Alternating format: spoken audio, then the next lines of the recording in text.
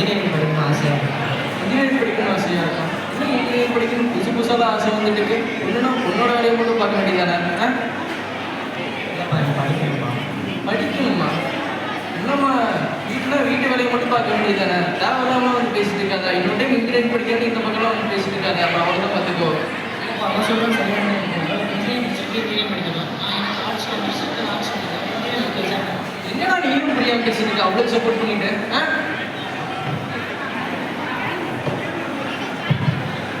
இல்லை ஆமாண்ணே, பாப்பா சொல்கிறது கரெக்ட் தானே. இன்ஜினியரிங் படிக்கும்போது இன்ஜினியரிங் படிக்க முடியாது. எந்த இடத்துலையும் பிடிச்சி பார்க்க முடியும். ஏன்னா உனக்கு அறிவு இல்லையா? அவ சொல்றதை கேட்டு நீயும் பேசிட்டு இருக்க. பாப்பா இது இந்த பக்கம் உனக்கு என்ன பேசுனதெல்லாம் வெளியே தானே கேட்டுட்டு இருந்தேன். ஏதாவது பிரச்சனையா? பிரச்சனைலாம் ஒன்றும் இல்லைப்பா. புது விஷயம் தலையிடாத. ஆமாண்ணே, பாப்பா இன்ஜினியரிங் படிக்கணும்னு ஆசைப்படுது. 12th நல்ல மார்க், ஃபஸ்ட்டு மார்க்கு.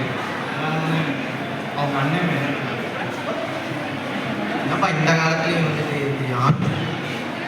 எத்தனையோ சட்டம் வந்துருச்சு, இன்னும் நீ வந்து நீ பிரித்து பார்த்துட்டு இருக்க. தம்பி உனக்கு என் குடும்பத்தை பற்றி தெரியாது. இது உனக்கு தேவையில்லாத வேலை. நீ வெளிவீட்டுக்கார. உனக்கு என் குடும்பத்துக்கு சம்மந்தமே இல்லை. உன் வேலை என்னமோ அதை மட்டும் பாரு. என் குடும்ப விஷயத்தில் நீ தலைவர வேலை வச்சுக்காத, சரியா? நல்லா தானே சொன்னாங்க. அப்போ நல்லது சொல்கிறேன். இது என் குடும்ப விஷயம்ப்பா. நீ தலையிடாத. அவ்வளோதான் பார்த்துக்கோ. சார் யாரா? ஒன்றும் கிளாஸ் சாரா? வணக்கம் சார். சொல்லுங்கள் சார். ஏதாவது சாப்பிட்றீங்க சார் வீட்டுக்கு வந்துருக்கீங்க. பேசுகிறேன் சார். நான் அனுவோட கிளாஸ் டீச்சர். அப்போ அனு வந்து என்கிட்ட சொன்னான், நான் இன்ஜினியரிங் படிக்கிறேன் சார், ஆனால் எங்கள் வீட்டில் வந்து அலோவ் பண்ண மாட்டாங்க.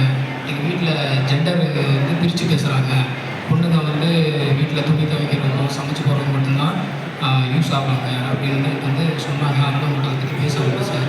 அதாவது இப்போ இங்கே ஜென்ரேஷனில் வந்து பொண்ணுங்க தான் ரொம்ப அதிகமாக சாதிக்கிறாங்க.